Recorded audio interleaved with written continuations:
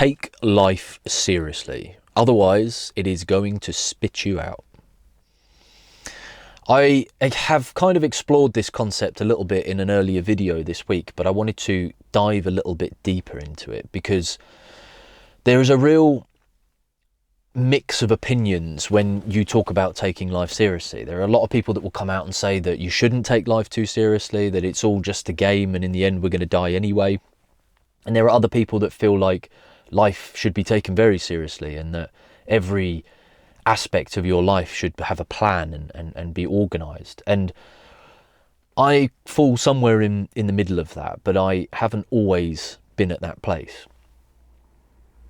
When I was younger, I remember I first started secondary school, and I was a pretty good kid for the most part. I was a very young people pleaser student, and I wasn't necessarily concerned about getting good grades, but I was concerned with pleasing people, pleasing my parents, pleasing my teachers.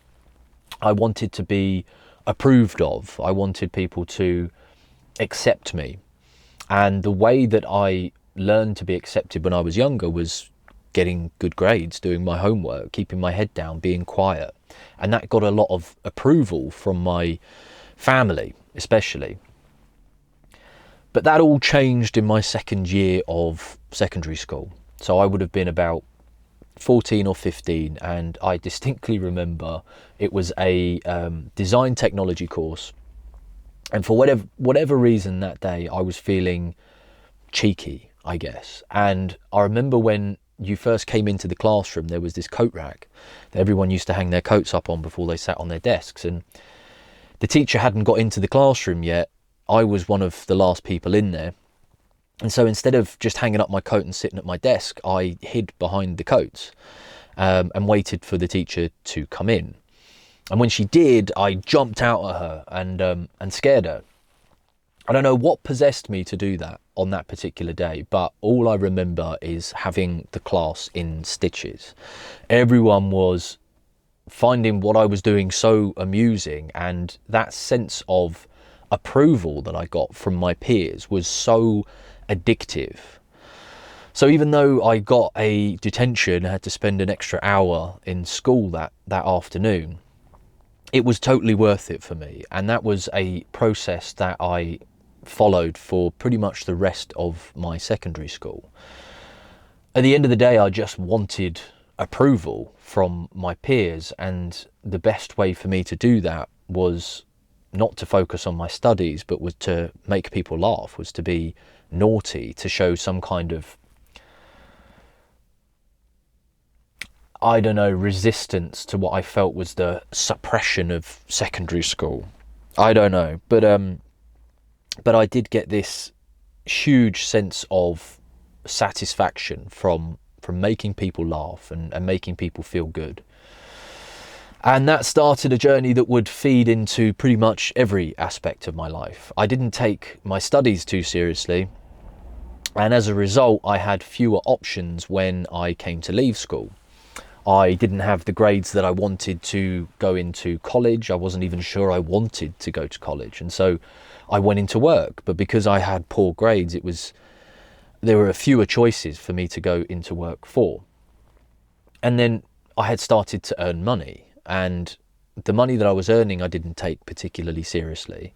I would often get my paycheck and spend it that same day on games or a games console or something for my room, not saving any of it. And again, that was a process that followed me right into my mid-20s. I didn't take my relationships too seriously. I treated them with abandonment. I treated them with a sense that there would always be people in my life, regardless of how I treated them. I didn't take my health seriously. I used to regularly drink and smoke and do other things that I should not have been doing. And as a result of that, it was much harder for me to get into a healthy mindset as I got older. And so, in a way, I agree that certain things shouldn't be taken seriously. There is an example like people's opinions, for instance. They They matter to a degree, but you really have to consider whose opinions you care about. If it's your friends and family, if it's people that you really care about, then their opinions are definitely worth considering. But if it's strangers on the internet, you have to really consider whether you want to let them through, whether you want to let those opinions bother you or not. So you shouldn't take those kind of things too seriously. There are certain things that you can't change. You can't always take your mood too seriously. Your mood can change constantly, but your choice of how you react to those is something that you should take seriously. So there is a balance to be found. But now I am going into my 30s, I often wonder where I would be in life if I hadn't, or if I had taken life more seriously. If I had been more committed to my studies, I would have had more options for work, maybe. If I had been more dedicated to earning money and to learning how to invest, maybe I'd have bought Bitcoin when I was 16 or 17 and I'd be a millionaire now. Maybe if I had paid more attention to my health, that I would be in better shape than I am now, that I would have the dream body that I want and I'd find it much easier to maintain it. Maybe if I'd been more serious about my relationships, I would have more friends. But this is the journey of life. This is the way it is sometimes. And you can't really look back on things and beat yourself up about the things that you didn't do. I'm glad that I have come to this realization in my 30s, and I haven't come to this realization in my 40s or 50s, where I've got no money and things are even harder to get back on track.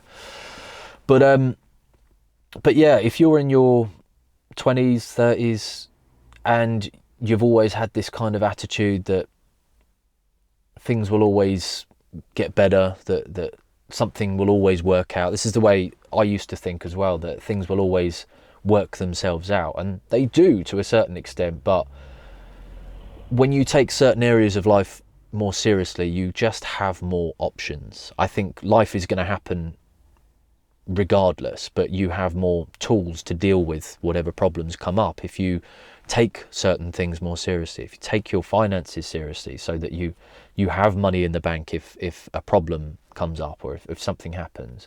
You know, maybe something doesn't come up for you, but a friend or family member has a bill and they're desperately worried about it, and you're in a position to lend them that money to help them out, or whatever it is. You know, it's invest in yourself now. Take certain things, treat certain things with the seriousness that they deserve to be treated with, because it will pay dividends as you get older.